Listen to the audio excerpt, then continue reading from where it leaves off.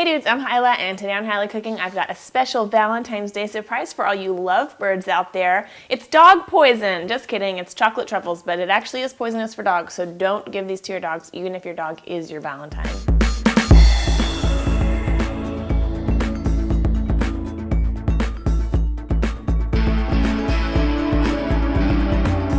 So chocolate truffles are pretty much like one of the most easiest little candies in the world you can make. All we're gonna need is some heavy cream, which I've got here.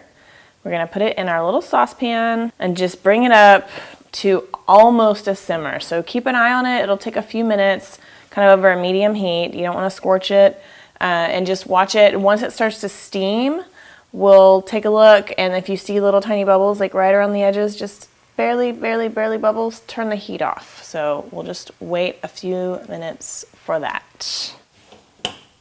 All right, so we're gonna pour our hot cream over our chocolate. And I'm using a combination of some dark chocolate and some semi-sweet chocolate. If you want to use all semi-sweet or milk chocolate or whatever, it makes no difference to me. And we're just gonna stir this around until the chocolate is melted and it's a smooth mixture. This will probably take a few minutes. Basically what we're making here is a ganache, which is French for chocolate cream, I think. I don't know what it actually means, but you can use it to ice cakes and stuff too. With this ratio of cream to chocolate, it's gonna make a nice hard truffle center. Delicious creamy truffle, and it's gonna look like this. It's gonna look horrible. It's gonna look like it's never gonna come together, but it will. Just keep stirring it. And I do prefer to use a glass bowl for this because I think it helps retain the heat a little bit better than like a metal one would. But maybe that's just something I made up in my head. I don't know. Starting to happen now. See that coming together?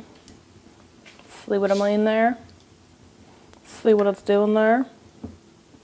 And if you wanted to add some flavoring to this, you could do that. I would recommend using like an oil-based flavor, like a peppermint oil or something like that, cinnamon oil that you can get, rather than an extract. But we're just gonna do plain and simple because I like to keep things not very complicated so that my tiny brain can comprehend.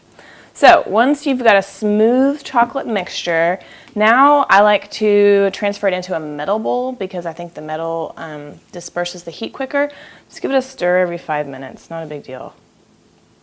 Promise you, if it was a big deal, there's no way in hell I'd be doing it. Once it gets to room temperature, we're gonna stick it in the fridge for about 3 hours until it's nice and solidified. So keep stirring. You don't actually have to stir it constantly.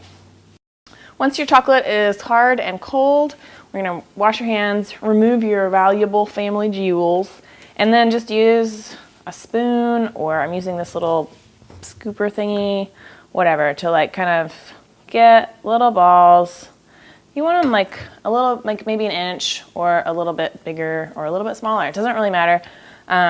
The idea is, the reason that they're called truffles is because they resemble the fungus. So they can be irregular, they don't have to be perfectly round, they can be varying sizes. You can make that one truffle that sold for like $1 million and weighed like 80 pounds. You can make that out of chocolate. That'd be a cool Valentine's present, right? Okay, so it's messy. You know, sometimes it gets kind of messy up here, but we get by. So once you've got your tray filled up with balls, look at that. We're gonna put the balls back in the fridge for another hour just to get them nice and firm again. Firm balls is what we're going for. Okay, balls are nice and firm. And I've got here just some cocoa powder that I sifted to get any lumps out. And now you can add flavoring to your cocoa powder. You can have cinnamon, maybe I'll put a little cinnamon in there. You can add cayenne pepper. Maybe I'll put a little cayenne pepper in there. Spice it up a little. You can add some salt. Salt might be nice, you know, a little bit of saltiness on the outside there. And sometimes you'll see truffles that are dipped in a chocolate coating, but traditionally they are just rolled in cocoa, and the cocoa resembles the soil that is found on the outside of the natural fungus truffles. So whatever. You could call it lazy or you could call it fancy and French. Take your pick. Just want to coat them in this cocoa.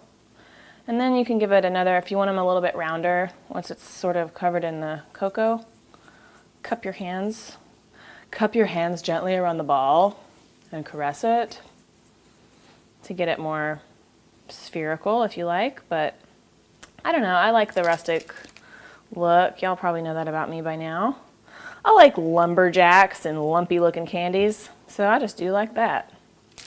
If you wanted to use like shredded coconut instead of cocoa or really finely chopped nuts, you could do all those things. If you wanted to put little centers in these, you could put like a toasted almond inside it or a hazelnut. You could do all sorts of things. The options are endless. I think they look just cute as a button. And so you can make these, you know, this weekend or whatever, but they'll stay in the fridge for like 3 or 4 weeks with no problem. So there, you can make them ahead of time. It's awesome. And they do need to be kept refrigerated, but they are best eaten if you like take them out of the fridge maybe 30 minutes before you're going to eat them. So they get a little bit warmed up and get the chocolate flavor will really brighten up on your tongue. So anyway, you're probably tired of me talking by now. So I'll just go ahead and eat one of these. How's that sound? It sounds pretty good to me, to answer my own rhetorical question. Smooth, velvety, chocolatey, bittersweet, with that cocoa outside. Oh man, it's luxurious, I tell you. There you go, there's how to make traditional French, traditional chocolate truffles. Hope you try this, hope you mix it up, try some variations, add some things to it. You know, whatever, you can have a lot of fun with this. It's a really simple, basic thing to build on. So have a great weekend, everyone. Thanks for watching. If you have any questions, leave them below in the comments. I'll get to them as soon as I can. And please subscribe and thumbs up and all that jazz. Bye.